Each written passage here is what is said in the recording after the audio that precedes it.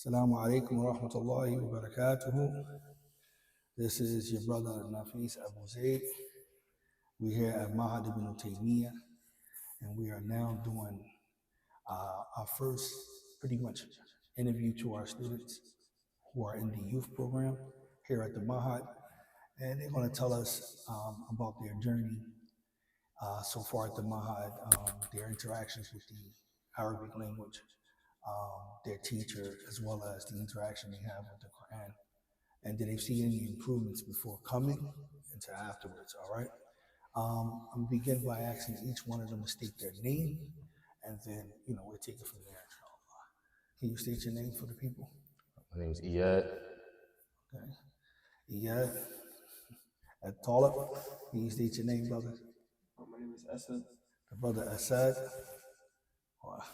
I like to say the brother Asad. At Talib, they are both to lab here at the at the center, inshallah ta'ala. I'm going to ask you guys some questions, and I want you to give me your honest opinion. All right? Before coming to the Maa'had, where would you say that you were at far as learning Arabic, far as, Quran? What would you say in terms of where were you at with that? To be honest, I didn't know any Arabic. I sucked, really. I was still reading off the English version translations. I was looking at English. I was looking at Arabic like scrambled tofu. I didn't know what it was, man. But alhamdulillah, now it's way easier. I only read Arabic, I only read out the Mus'haf, alhamdulillah now. Well, alhamdulillah. And like a short period of time, I'd say. Since entering the Maa'had? Yeah, for sure. Asad, what's your experience been like? I know that you had a little background familiar with some of the Arabic alphabets, a little bit, because you probably had that background, but how would you say now in terms of that before entering the Maa'had?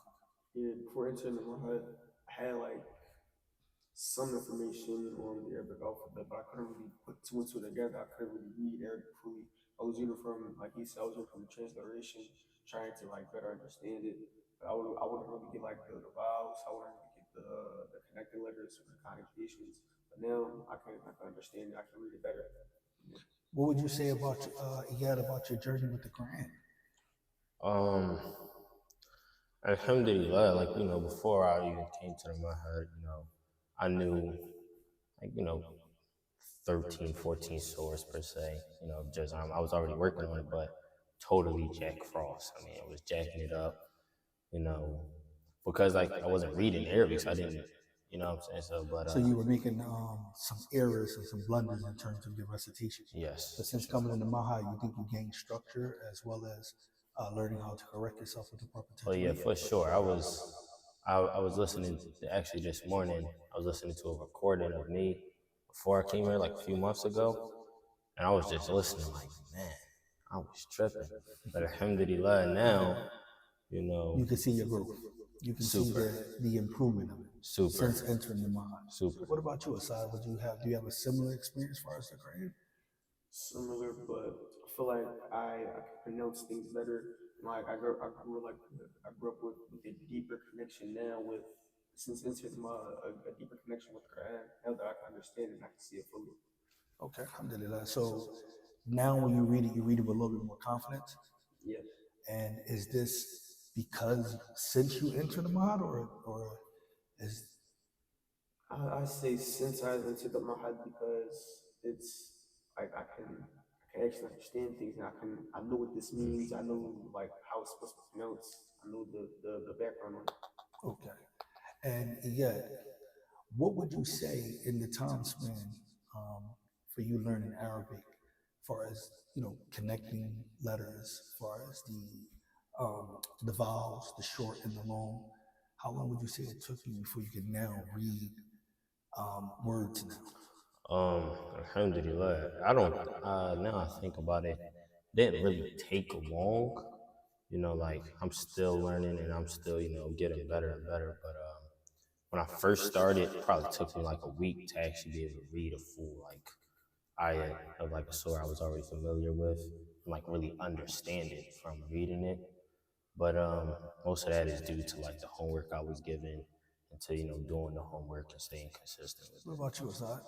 I say like pretty much the same. I was staying consistent. For now, I'm staying consistent with the homework. I'm understanding better, and like, but before I really couldn't like. I would had to look at the transliteration to like I would have to like repeat over, had to listen to somebody say it just to understand it fully. But now I feel like I can do it on my own. I don't have to listen. I can just understand that I read. Okay, tell you. Um, Brother Iyad, what would you say about your ustad, about your teacher? The Mudaris, do you think that when he teach you, do he give you simple formats? Is he's very attentive to, what I mean, do he help you get it, like, as Yeah, far as with his methodology and teaching?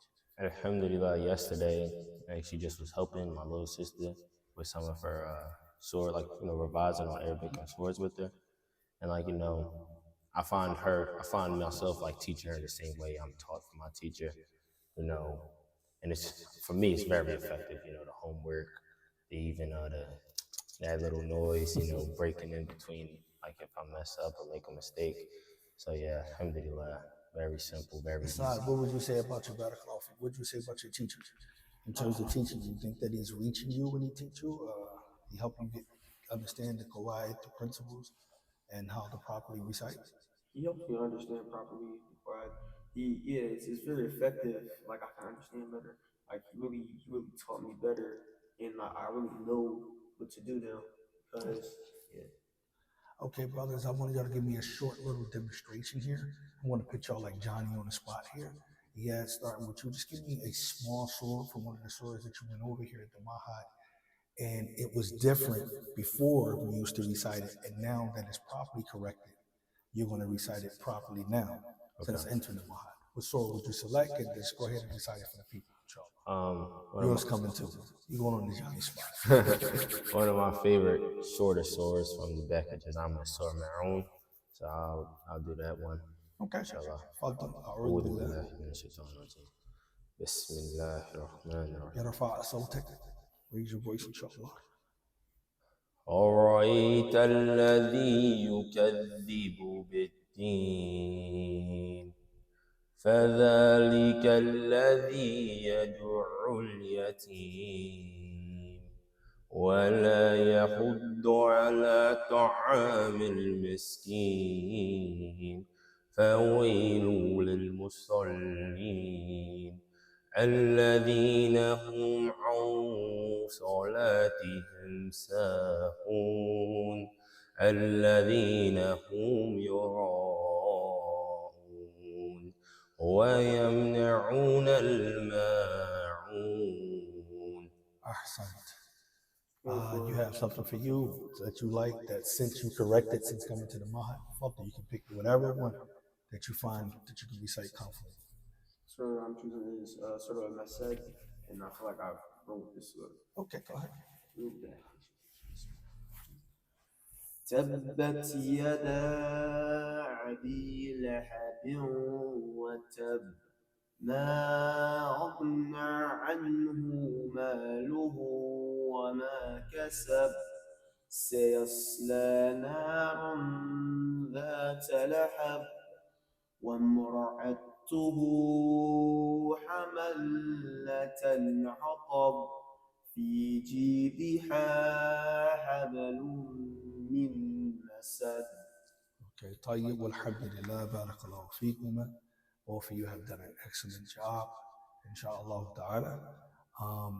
A quick question I'll give to each one of you. If I say, for example, I have a waw and I have a fatah that precedes on the letter preceding the waw, what would be the waw in this example? Is it part from the huruf, or is it a haraka? Is it a long vowel or is it a short vowel? Yeah, it's a short vowel. It's a short vowel. How do we know that it's a short vowel versus it being a long vowel? The only time that a vowel would be a long vowel is if it comes after a dhamma. And in this case, It came after a fatha, in which the fatha would have been a long vowel had it been an aleph that came after. Barakallahu feek. Question to you, brother Asad. Johnny on the spot now. All right, so it's simple, easy. So if, for example, I had an aleph lam, all right, and the letter that came behind that aleph lam was a sin. In order for me to practice hamza tawassul, if I place a fi in front of that, right, how would I actually say that? Will the lam be pronounced or not? The lam wouldn't be pronounced. It wouldn't be pronounced? No. And why would it be pronounced? Because it's hamza to wasl and hamza to wasl is silent. Okay, it's a hamza tawassul, but why wouldn't the lam be pronounced? Does it have something to do with the hamza tawassul, or does it have something to do with the letter that comes after the lam? Because the letter that comes after the lam. And what type of letter is that? It's a shamsi letter. Sun letter. They're good. It's a sun letter. Now, asking you individually, in your own words, would you recommend the Maa'had for the youth program? Yes, I would. 100%. You know, I always, all my friends, I always recommend, all of my companions to come in. You always recommend the Maa'had? Always. That's good. All right, last question. What is your objective here at the Maa'had? How far do you want to go? Do you want to be able to enter the SOCAP course or some of the other courses besides just the youth program? Inshallah, my goal, is, we are 3 here, no here. I want to finish the SOCAP course actually, and extinguish all the knowledge that I can humanly possibly, extinguish out of. Do you feel the same, or?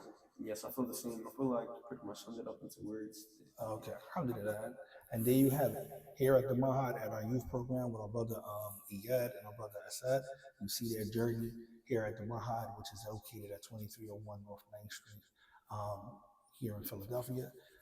You can obviously, reach us here, or you can contact us via social media. We are on TikTok, we are on Instagram, we are on YouTube, we are on Facebook, and feel free to sign up. The youngest I believe we go is 13, 12 really. Actually, we will take 12, but we pretty much don't go any younger than that as far as in terms of our youth program. Our adult program is still the same. We have many different courses here. سبحانك اللهم وبحمدك أشهد أن لا إله إلا أنت أستغفرك وأتوب إليك. جزاك الله خيرا.